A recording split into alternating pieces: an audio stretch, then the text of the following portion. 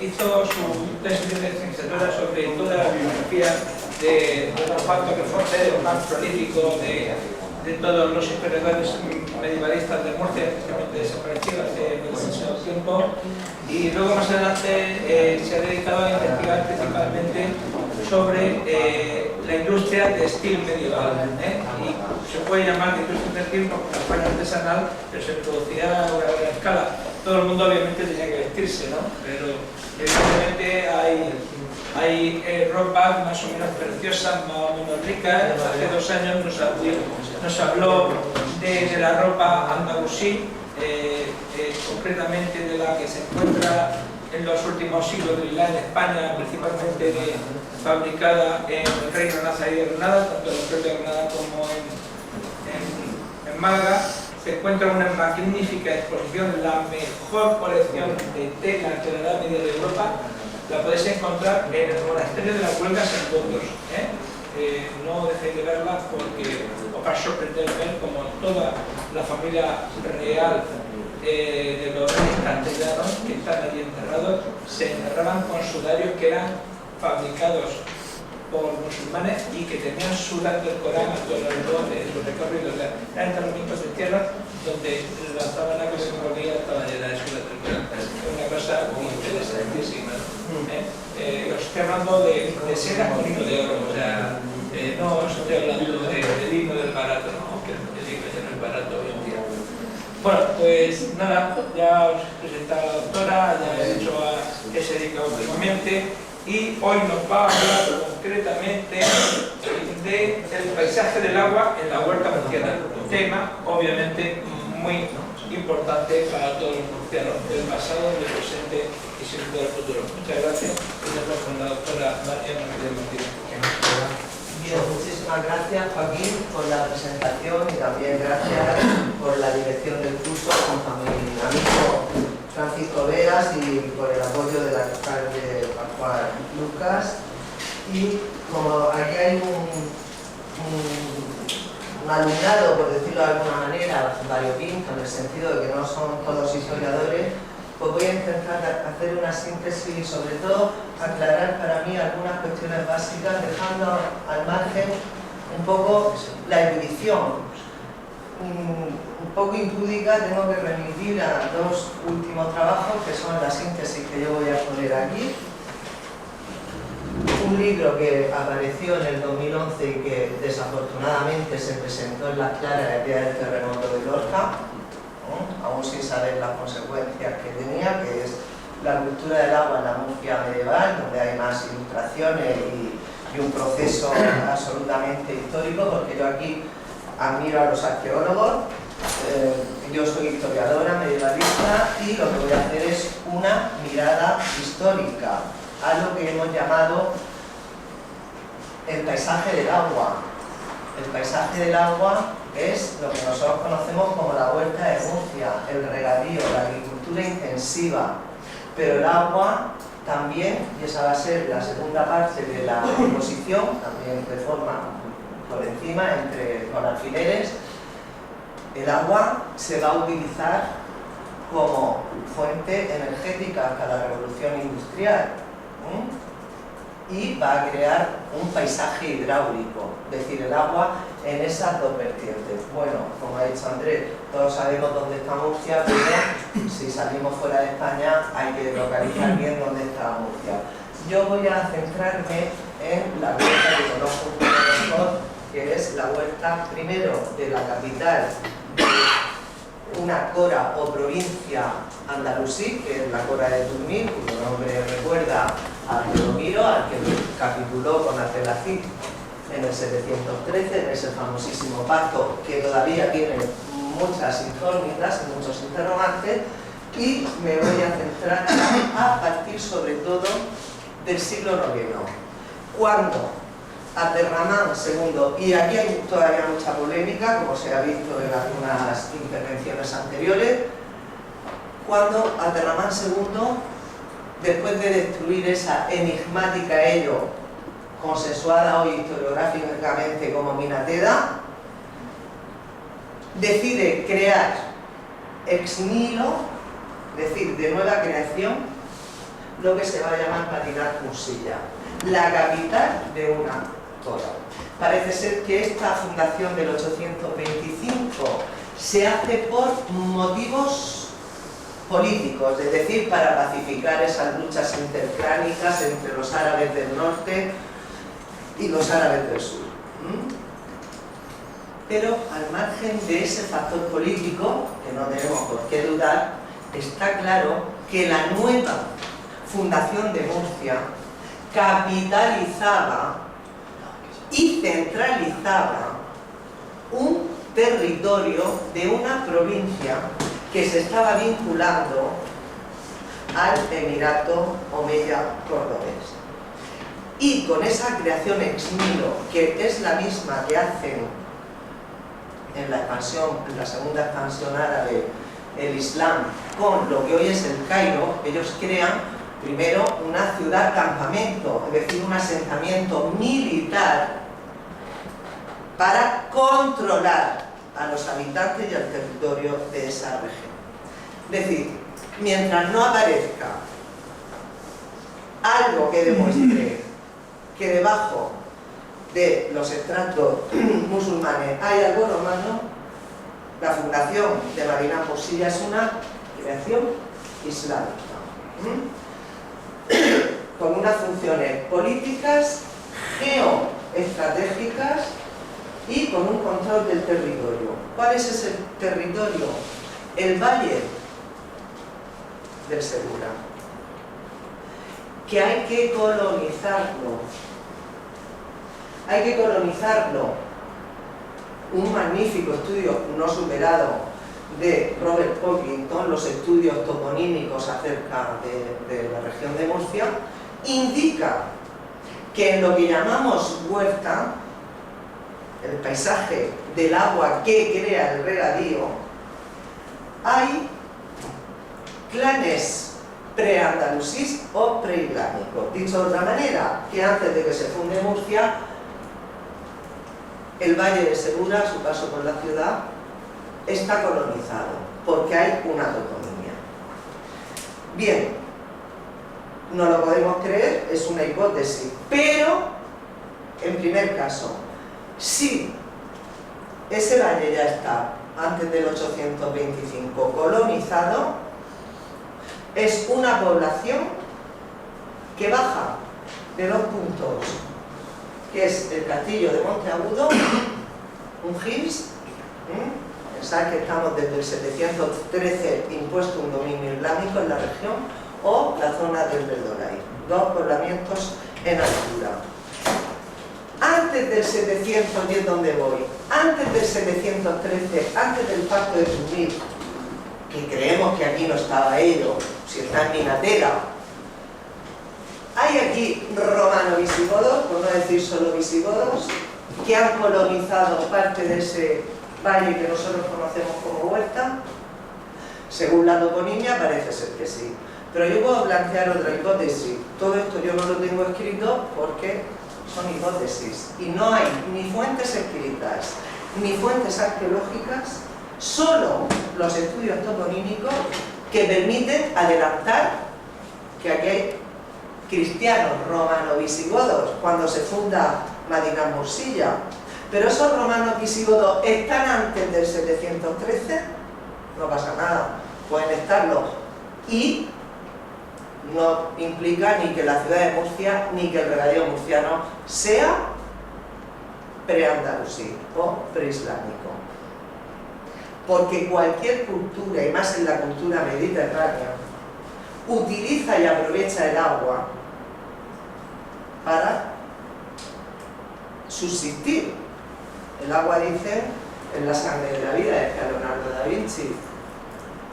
El agua es el secreto de la vida, le llaman hoy, los problemas que tenemos, el oro azul. Pero que hubiese romanos visigodos antes del siglo VIII no significa que hubiese una organización para regar una extensión de tierra a través de una agricultura intensiva, sino que si los hay, aprovechan el caudal del Segura cuando crece para, o con artilugios absolutamente arcaicos y tradicionales, como son los cigüeñales, o con un capazo, cogen agua y riegan sus tierras. Es decir, eso, estudios toponímicos no implican que haya una colonización organizada del reparto de unas tierras para la irrigación. Pero hay otra hipótesis que yo planteo, y es que al fundar Marinán Mursilla de Ramán II en el 825, al crearse la capital ya de un territorio que se está centralizando por el poder omeya desde Córdoba, pese a los problemas, cuando todavía el Islam es tolerante con lo que se llaman las gentes del libro, los dhimíes, es decir, los judíos y los musulmanes, es muy posible que destruida ello y creada una capitalidad, hubiesen gentes, no solo bereberes, sobre todo, se habla mucho, hay que distinguir entre árabe e islam. Aquí lo que viene es un gran pelotón de bereberes, de egipcios también, los chundis, etcétera, o árabes bereberes, si queremos ampliarlo más.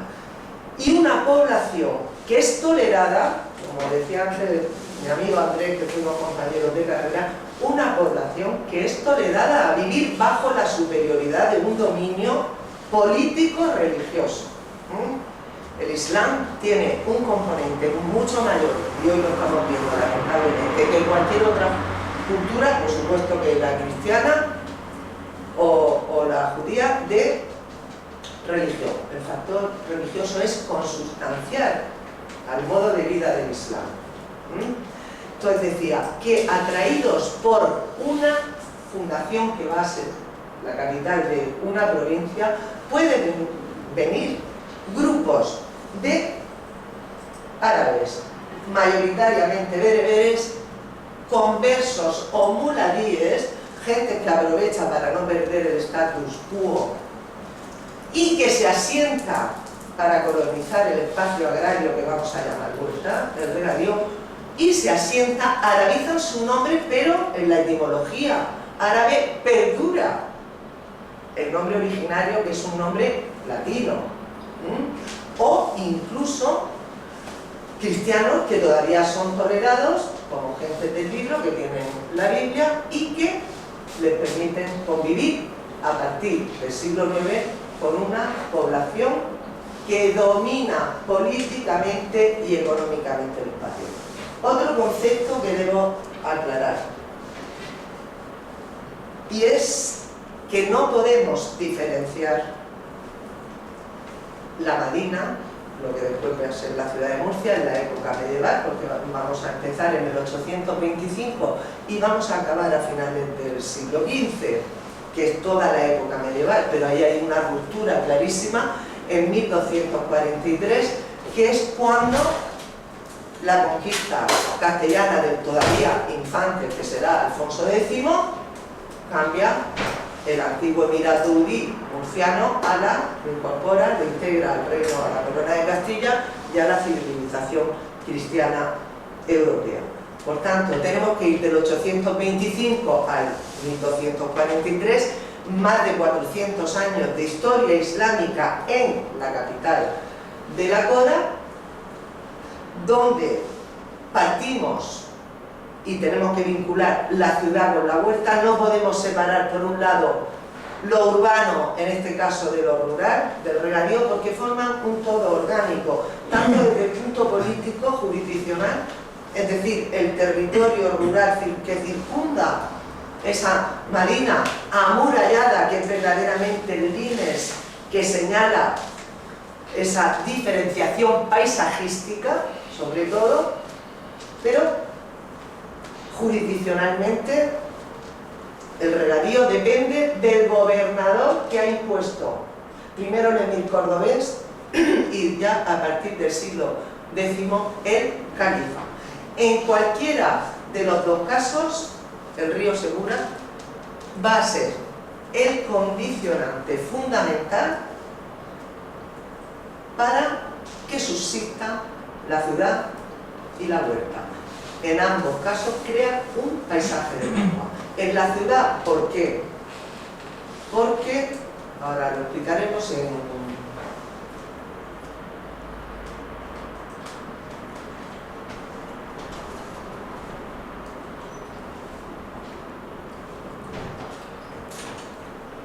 en la ciudad porque, fijaos, que bueno, aquí está lo que es el azud mayor, a 7 kilómetros aguas arriba del río Segura, de la capital, de Murcia, se crea la gran presa, el gran azud mayor. Luego habrá otra presa aquí, más pequeña. Y de aquí parten dos acequias mayores. La Aljufía, que a su paso entra por la zona norte de la ciudad, por tanto la ciudad tiene un paisaje de agua, la ciudad tiene una impronta agraria, ajardinada y agrícola, hay huertos y sobre todo están esas almunias tan paradigmáticas, que la Alhambra podría representar esa arquitectura del agua del mundo andalusí.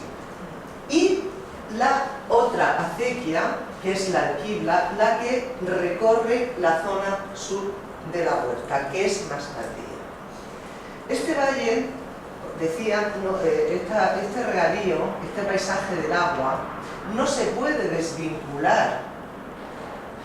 El río Segura, además, como ahora leeré algunos textos, rodea la ciudad por la zona sur y antes de que se encauzara, en lo que hoy es el barrio de San Juan, hacía un meandro y había un puente de barcas y el agua del río tocaba prácticamente la muralla.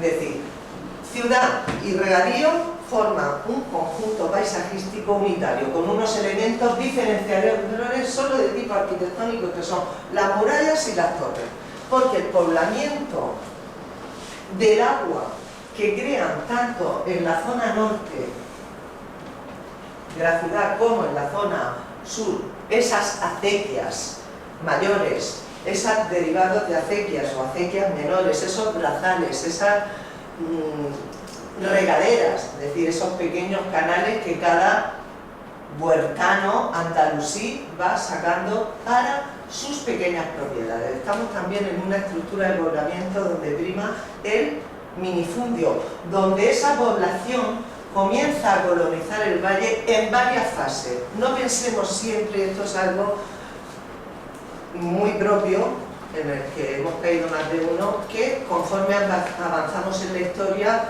el progreso va consustancialmente al avance del tiempo. No, hay fases de progreso y fases de retroceso, como estamos viviendo actualmente. La conquista se puede perder en un día, lo que ha tardado muchos siglos, ¿no?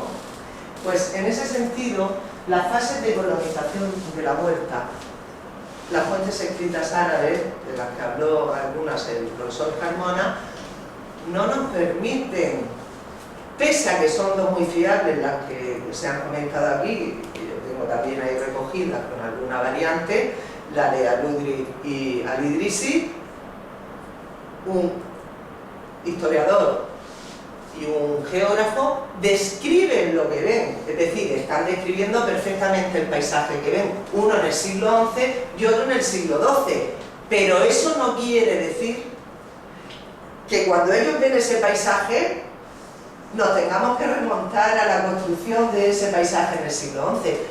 La formación del paisaje del agua, es decir, de la huerta de Murcia, se hace por fases de colonización y hay una génesis que es, sin duda, la fundación de la ciudad, que es la génesis de la huerta. Aunque haya un poblamiento preislámico que la toponimia mantiene, pero es a partir de la ciudad, cuando se hace lo que dicen los arqueólogos del espacio Andrés, Miquel Barceló, un diseño del espacio hidráulico, fundamentalmente para la irrigación, para el abastecimiento humano, para beber agua y para regar tierra.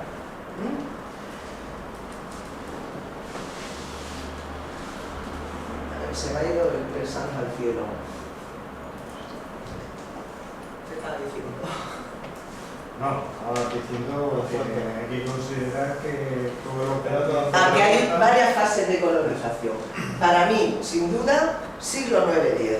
El califato tiene que dar, y no hay materiales escritos, pero el califato porque tenemos que situar esto en un contexto histórico más amplio. Se sabe que desde que Abderramán III se proclama califa, las primeras décadas del siglo X, hay un intervencionismo, lo que decimos un intervencionismo del Estado, en este caso de un Estado islámico califal, y un control ya con gobernadores mucho más firmes, mucho más fieles, que imponen, porque aquí no hay una administración local como en la cultura cristiana, que imponen a esas comunidades que han empezado a colonizar la huerta, el regadío murciano, obviamente por la zona norte, por la zona que tiene más posibilidades de acceso al agua.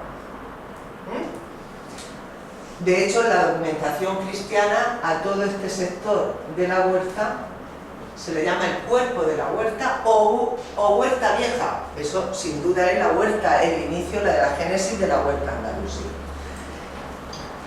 Los autores árabes, los fiables, como los dos que he nombrado, hablan de una acequia, hablan de la Aljufía, de la acequia del norte, la acequia mayor, en el siglo XI.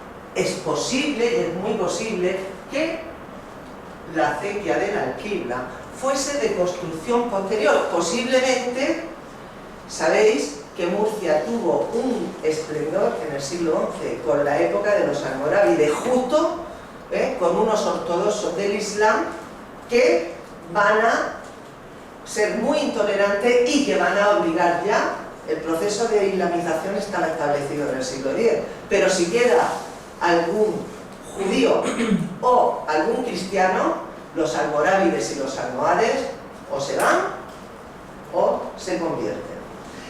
Por tanto, desde el siglo X el intervencionismo estatal, yo estoy segura que apoya la ampliación de la creación de ese sistema hidráulico. ¿Cómo? Pues intentando crear otra acequia o prolongarlas.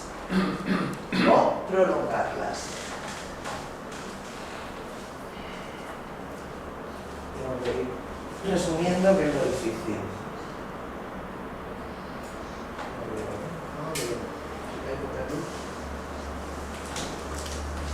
Bien, ¿qué paisaje crea el Segura? Pues partimos de un paisaje natural. Un paisaje natural que a lo largo del Valle Medio, en la región de Murcia, crea los centros de poblamiento. Lo decía el gran filósofo, que era Ibn Khaldún, que para que el Islam se expanda necesita de agua, crear ciudades. La civilización islámica no inventa nada. La civilización islámica o la cultura islámica nace en Arabia. Arabia es el medio árido paradigmático. Pero, ¿cuál es la gran aportación del mundo islámico, de la expansión musulmana? Y es que absorben todo el legado greco-romano de los territorios que están conquistando, incluida el andaluz de base romana o romano-visigoda, absorben toda la cultura persa, sasánida, y absorben también, o sea, junto con la cultura oriental, la cultura norteafricana de Beber. Y hacen un sincretismo que, aplicado al sistema de irrigación del agua, dentro de una cultura, no lo olvidemos, mediterránea, que es mucho más amplio que lo islámico y lo cristiano, dentro de una cultura mediterránea, recrean de una forma muy original, aunque no sean los inventores, todo un sistema hidráulico que ha permitido, aún hoy, aunque sea un remedio, identificar, en el caso andalusí, dos huertas con muchos paralelismos, la valenciana y la murciana, con las mismas tesis que Enrique ahora mismo está planteando en Valencia con respecto a las que yo he planteado en Murcia. La creación no inventando ni las norias, no inventando ni ese aprovechamiento y optimización del agua como recurso que se necesita sencillamente para vivir. Y esto lo dice un sociólogo marxista Van la Lettre, que es Ibn Khaldun, en el siglo XIV.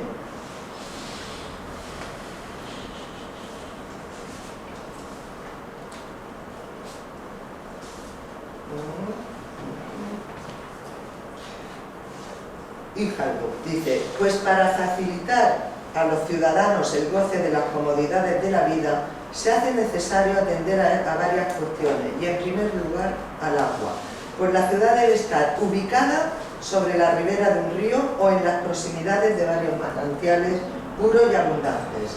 El agua es una cosa de primera necesidad y en su cercanía ahorra muchas fatigas a los habitantes para abastecerse de ella. Esto puede servir para los musulmanes, para los cristianos, para los judíos, esto es algo obvio, pero sin embargo el agua en el Islam tiene una esencia religiosa que no la tienen otras culturas con otras religiones. Por ejemplo, el Islam, que nace en Arabia, mitifica el agua. Para ellos el paraíso es el jardín celestial, donde en el Corán, en la sura 42, aleya 15, Mahoma dice: esta es la semblanza del jardín prometido a los temerosos, ríos de agua de inalterable olor, ríos de leche siempre del mismo sabor, ríos de vino, dulzor para los que beban y ríos de miel pura. En él tendrán toda clase de frutos y perdón de su Señor. Es decir, idealizan la tierra regada.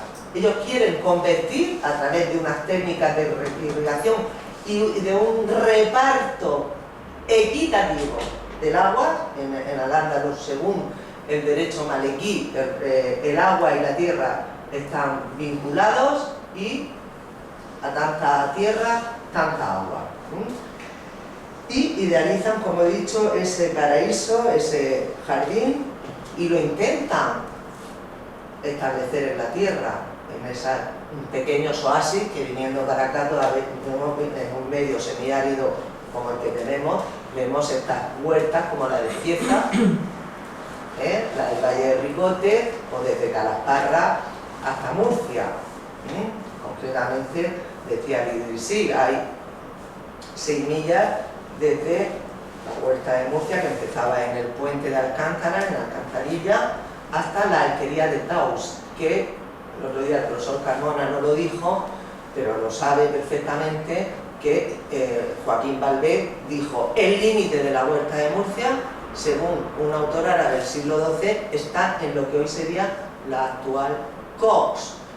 Pocklington y Carmona han confirmado el topónimo que ya diera Valvé. Es decir, está bien ya establecido el espacio irrigado en el siglo XII, con lo cual la alquibla, que es la acequia mayor del sur, también está construida.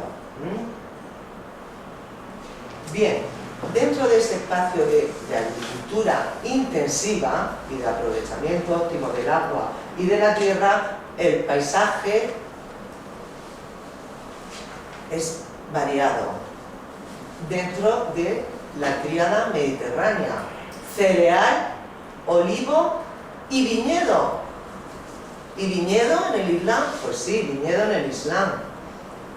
Se sabe que se bebía vino, pero sobre todo se consumían pasas y uvas, o se hacían jarabes, etc. Bien.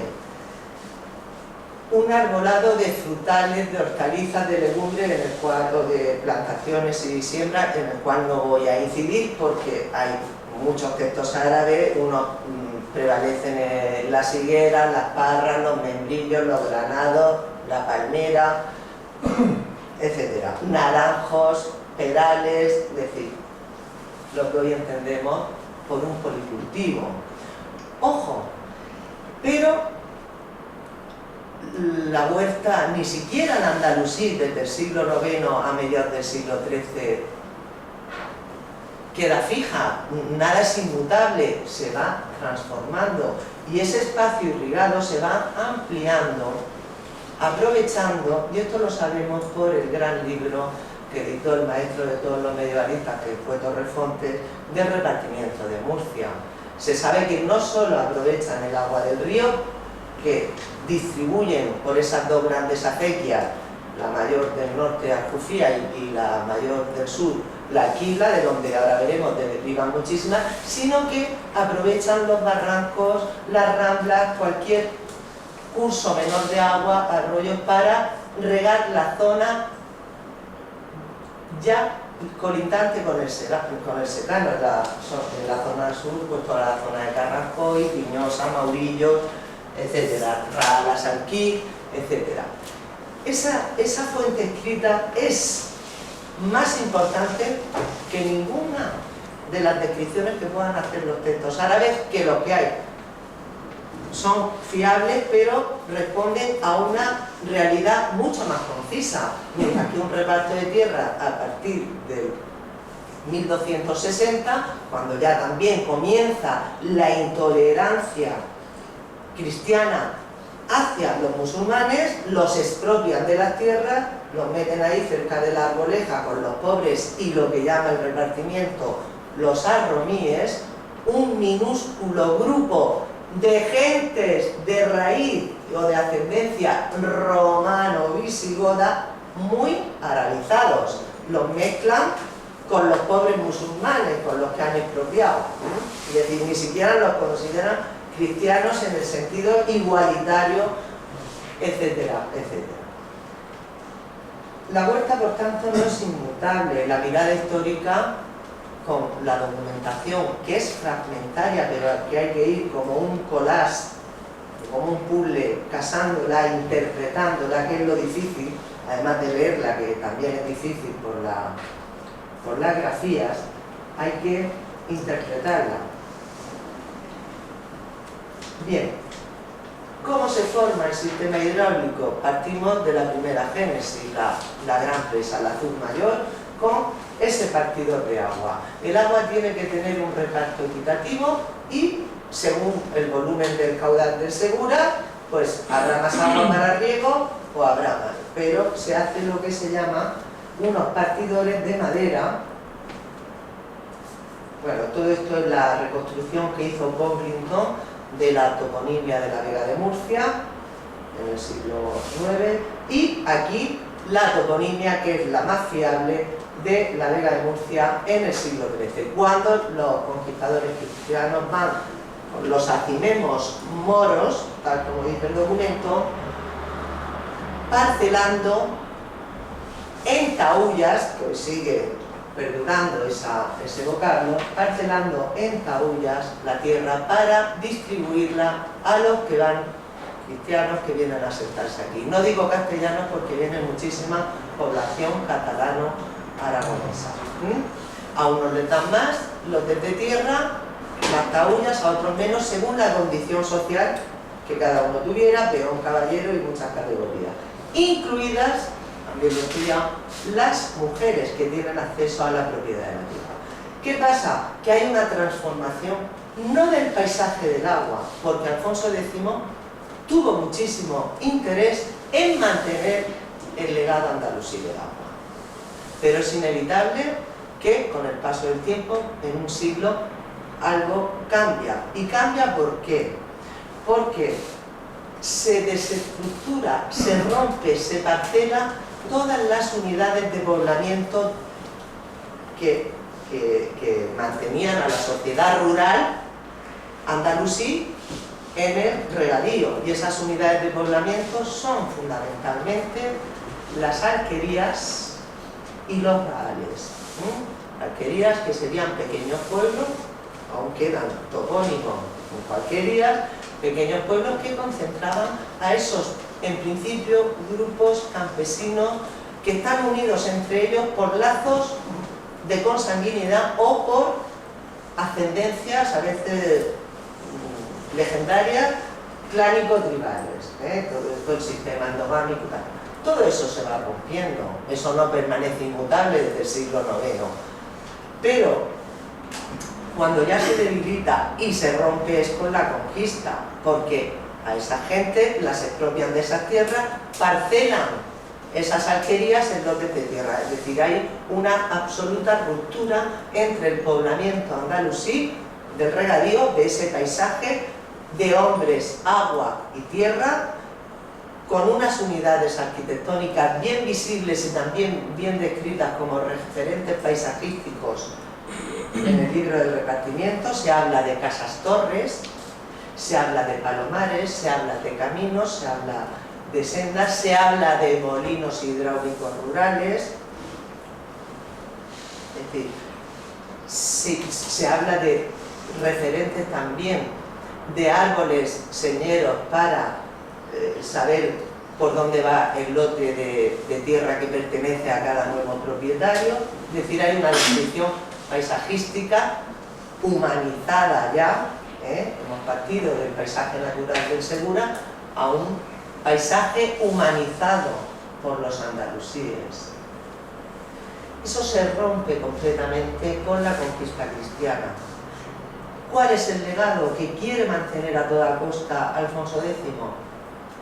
El sistema hidráulico, la organización de la agricultura intensiva que tenían los andalusíes. Ellos no tienen un sistema mejor, ellos lo saben, y para eso necesitan el concurso de los que había.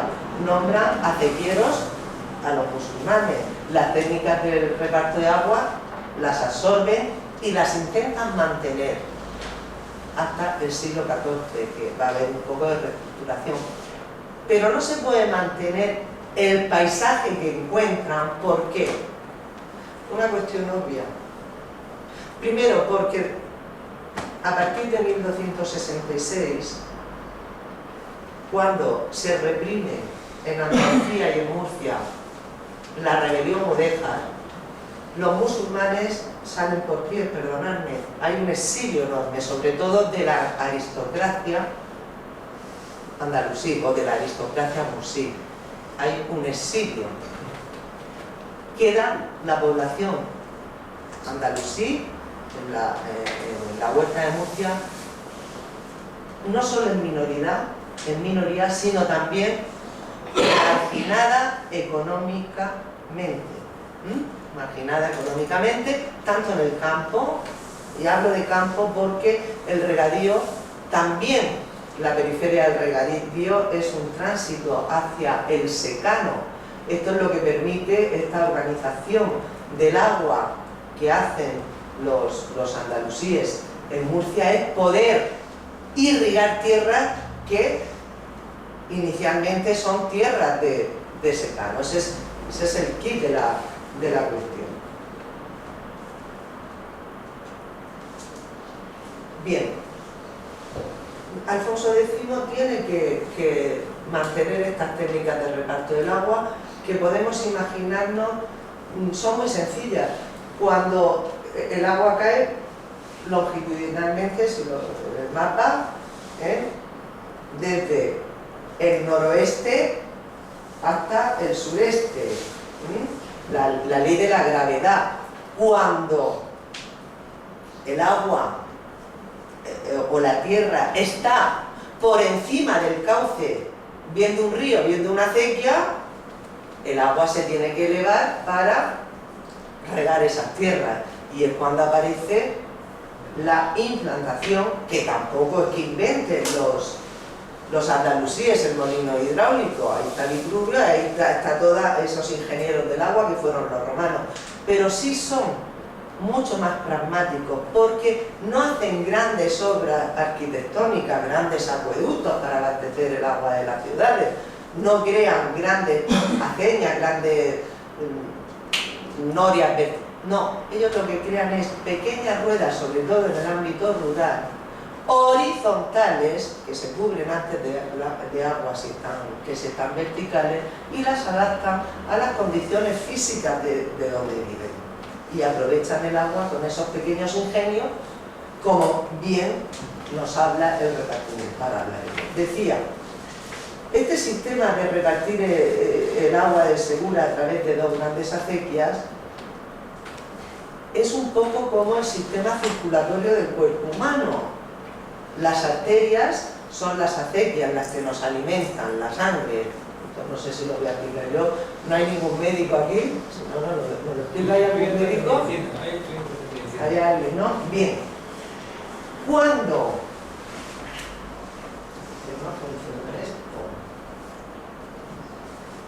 Cuando este es el azul, la presa de derivación, el agua llega, va regando tierra, canales que derivan para otros sitios, trazares, etc. Cuando todo esto riega, el agua, una vez que ha regado, vuelve al Segura, como las venas, que son los azarbes. Es decir, los azarbes, esta es la gran optimización del agua, los azarbes, tanto menores como mayores, todos desembocan en el azarbe mayor, devuelven el agua al Segura. ¿Por qué se quejan los de Orihuela? El otro día el profesor Bonina hablaba de la contaminación de las aguas del río, porque en toda esta zona se están lavando ropas, se están lavando espartos, se están lavando lino, se está lavando lana, se están curtiendo pieles, se están echando inmundicias en las acequias o en el río, y claro, todo esto que sobra, cuando llega otra vez al río, una vez que ha pasado por la Huerta de Murcia, se lo tienen que tragar los... Igual que los murcianos, cuando el río viene sucio de Cieza, por citar un caso, se quejan de que los mudéjares de Cieza ensucian el río y están ahí siempre. Bueno. Bien, pues la técnica es muy sencilla, muy minuciosa. Se riega algo que aún sabemos si alguien... Aquí hay gente que tenemos ya una edad y alguien ha tenido un familiar que le ha tocado el turno de agua, la tanda, etc. Todo ese legado lo mantiene Alfonso X, en la medida que puede. ¿Cuál es el problema? Que no hay mano de obra suficiente para mantener ese legado del agua. ¿Por qué? Porque hay un exilio, como decía antes. La gente se va y los pobladores cristianos no saben lo suficiente. Hay poca gente, hay mucha tierra irrigada, hay mucha agua, pero no hay gente para mantener. ¿Qué pasa? Que se van creando un paisaje, sobre todo en la zona sur de la Huerta, de almarjar, los almarjales, es decir, tierras que no se ponen en cultivo, tierras que además están por debajo, en este caso, del cauce del río, y que se están encharcando, no están drenándose para el cultivo, y se crean ahí unas zonas que incluso en la Baja Edad Media, en los siglos XIV y XV, se cultiva arroz cuando se puede, o se crean focos de infección, como lo que hoy sería el paludismo, o en aquellos tiempos peste, etc. Es decir, zonas insalubres que la ganadería, los ganaderos murcianos van a utilizar sobre todo también para pasto de ganado. Es decir, a mediados del siglo XIII no hay gente suficiente y, sobre todo, en la zona de Monteagudo se crean los grandes almarjales, al norte de la ciudad, pero mucho más cercano a la propia capital, lindando en lo que hoy sería aproximadamente donde está el Museo de las Claras. Ahí se crea otra laguna en la Baja Edad Media, una laguna, pensad que por ahí ha salido una acequia en el Museo de las Claras. Hay acequias que recorren. El otro día me quedo un poco así porque el profesor Carmona dijo que no lo tenía claro. Está súper claro. Está en la acequia para verla. Hay una zona que se llama la Laguna del Bogar, que es un foco de infección enorme, porque está pegado a los muros de la antigua Medina. de Murcia. Y hasta principios del siglo XVI, el concejo, el ayuntamiento de entonces, está debatiendo que qué se hace con eso, que si se deseca, que si se siembra. Es un foco insalubre totalmente, de varias hectáreas, una gran laguna ahí, muy cerca de lo que hoy es el Museo de las Claras. Bueno, un partidor del agua, no he dicho ni la mitad de lo que iba a decir, ya 5 minutos. Bueno, el agua es de todos, y esto no es un eslogan del PP, el agua es mi propiedad colectiva por el derecho maletí que se impone en Al-Ándalus y tiene que estar ligada a la propiedad de la tierra. Aquí todavía pequeños brazales que aún se conservan en esta huerta que nos hemos cargado. Evidentemente la huerta del siglo XX ni es la huerta andalusí ni es la huerta medieval cristiana, pero sí se mantiene una identidad colectiva. Nuestros orígenes es el regadío murciano. La mirada histórica es la que han ido haciendo nuestros antepasados desde aquí para atrás, y entre esos antepasados nuestros están los andalusíes y están los medievales cristianos y están los ilustrados y están todos. Pero hay una esencia que pervive en el paisaje pese a todo el desarrollismo que desde los años 70 del siglo XX y en las últimas décadas, por cuestiones, entre otras cosas, de mal gusto estéticas, se ha hecho. Acequias, estamos en un punto caliente, bueno, las norias de Alcantarilla y de la Ñora, que quedan visibles. No voy a poder hablar nada de los molinos, de Andalucía y la expansión molinar hidráulica, muy complejo también las técnicas. Evidentemente el historiador no debe tener prejuicio. En el siglo XIX el exotismo, como decían el otro día, sí que todo se hace, y aquí está Díaz Casou, todo era islámico en Murcia. No. Hay que poner en valor lo que es islámico y lo que no, pero sin prejuicios, no porque lo islámico sea mejor que lo cristiano sea mejor que lo islámico. Al respecto de la molinería, Díaz Casou decía, por ejemplo, que los molinos donde hoy está situado el Museo del Molino Hidráulico eran islámicos. Yo demuestro con una documentación de finales del siglo XIV que son de nueva creación. Bueno, las inundaciones, cómo transforman el paisaje. Esto es nuestra identidad, que estamos todavía con ese miedo al agua, o por exceso o por defecto, y los pocos que aún viven de la agricultura, de regadío, pues la transformación de un paisaje que es un oasis idílico, y la preservación, la concienciación que tiene el Murcia, el concejo, el ayuntamiento, por preservar la huerta. Ellos mismos dicen, es el mayor bien que tiene la ciudad, vamos a preservarla. Entonces, con las tradiciones andalusíes de reparto de agua, de ordenanza, etcétera, de instituciones, de acequieros, de sobreacequieros, etcétera, en el primer tercio del siglo XIV reescriben todo y lo ponen en un libro que Díaz Casou tituló como el libro del agua, que son ni más ni menos que unas preciosísimas ordenanzas de la huerta. Las primeras ordenanzas de la huerta puestas, compiladas. Las primeras que se tienen son dispersas de Alfonso, son disposiciones, no son ordenanzas, disposiciones reales. Y esto sí son las ordenanzas locales para organizarse internamente y que este paisaje pueda perdurar. Bien, Díaz Casou, para mí, chapó, fue quien quiso, ya en una huerta muy cambiante, en proceso de industrialización, compilar unas ordenanzas adaptadas a las realidades del siglo XIX y a la huerta del siglo XIX.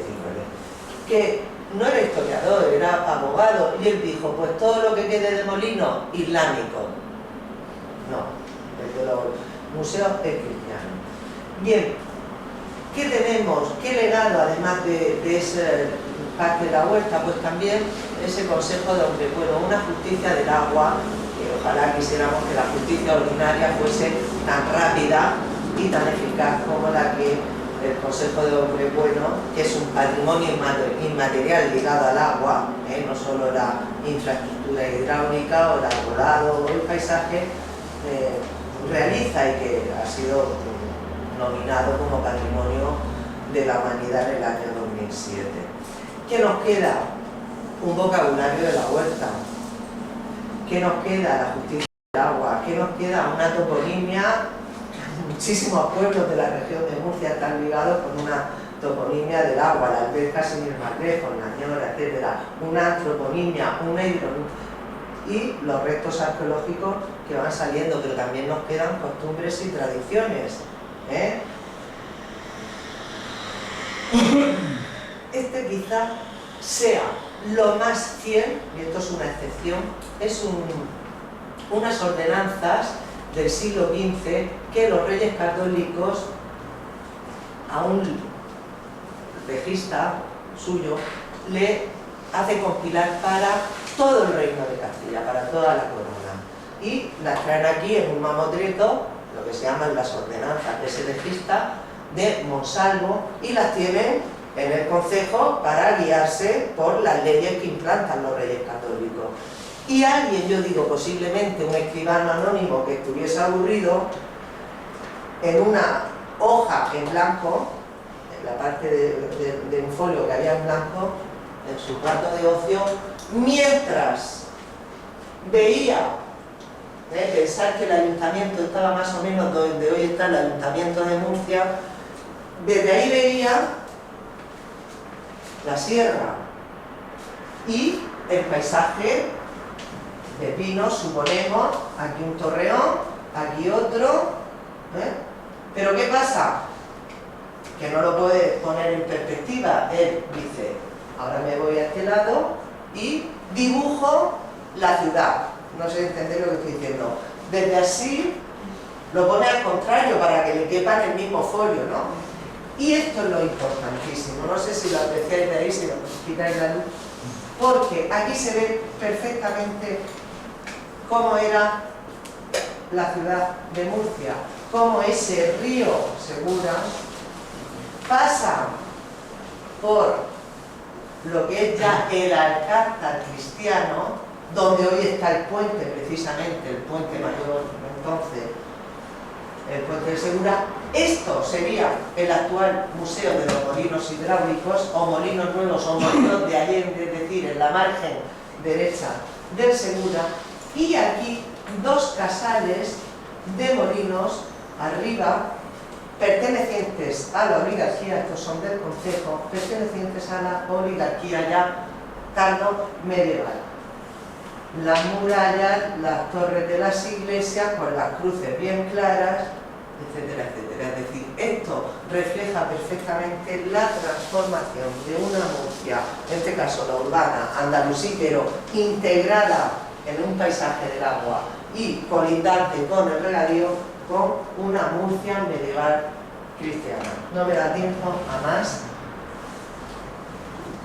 Y estos los molinos, y quería hacer una reflexión final porque hay una nueva perspectiva de la historia, que es la ecohistoria, y todos estamos de acuerdo que debemos conservar nuestro patrimonio, lo que nos queda de la huerta, lo que nos queda de la molinería hidráulica, sea de origen andalusí o sea de origen cristiano, sin prejuicio.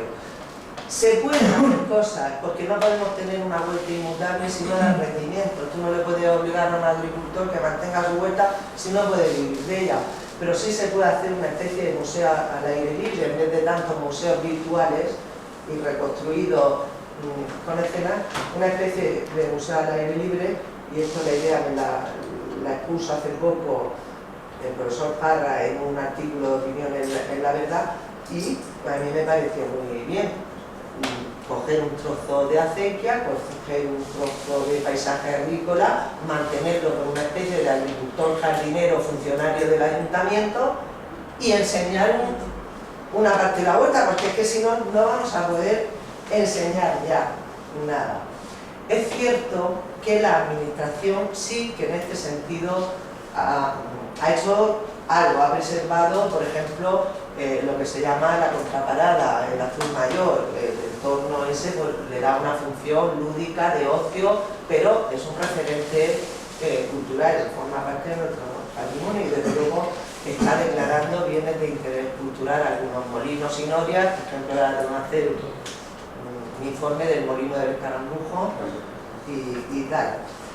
El paradigma de lo que se ha hecho magníficamente bien, a mi modo de ver, ha sido ese Museo Hidráulico de Murcia, incluso por su integración dentro del paisaje, por ese gran arquitecto que es Juan Navarro Galdenberg, y creo que ese es el camino.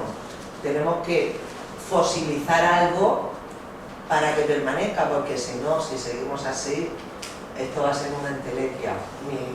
Aunque le demos la mirada histórica, pero ni siquiera a nuestros hijos o nietos le vamos a poder explicar in situ lo que es una acequia, que se quieren cubrir la mayoría. Es decir, hay que salvaguardar, aunque sea de esa manera, en mi criterio. Y nada, porque al final todo eso nos está explicando el presente. El agua sigue siendo antes y ahora un problema mundial, no solo de los murcianos, un problema mundial. Muchas gracias.